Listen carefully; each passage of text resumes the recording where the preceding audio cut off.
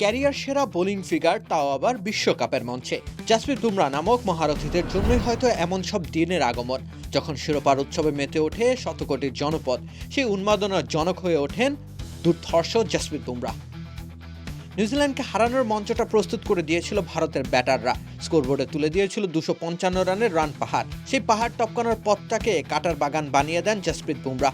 নতুন বলে নিজের প্রথম বলেই তিনি রাচিন রবীন্দ্রর মতো গুরুত্বপূর্ণ উইকেট শিকার করেন। ওই ব্যাটারি তো হতে পারতেন ভারতের মাথা 94% চিনিযুক্ত অরেঞ্জ ড্রিঙ্কস না, নিন জিরো ক্যাল অরেঞ্জ ড্রিঙ্ক পাউডার। ব্যথা। এরপর তিনি আবার ফিরলেন পুরনো বল হাতে। 2 ওভার স্পেলে গোটা বিশ্বকে কুর্নিশ করালেন জাসপ্রীত। স্লো ইয়র্কারে স্ট্যাম্প উপড়ে ফেলেন জিমি নিশামের। এরপর একক লড়াই চালিয়ে যাওয়া ব্ল্যাক ক্যাপস সেনাপতি মিচেল স্যান্টনারকেও বোল্ড করেন। পরের বলে আউট ম্যাট হেনরি।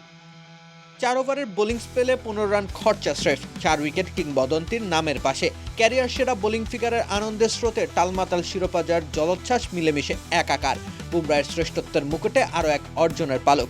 টুর্নামেন্টের সর্বোচ্চ উইকেট শিকারের প্রাপ্তিটাও পকেটে পুরেছেন জাসপ্রীত বুমরা। সীমাহীন আনন্দের হিমেল হাওয়ায় গা এলিয়ে জাসপ্রীত বনে গেছেন ইতিহাসের আলোকিত অধ্যায়।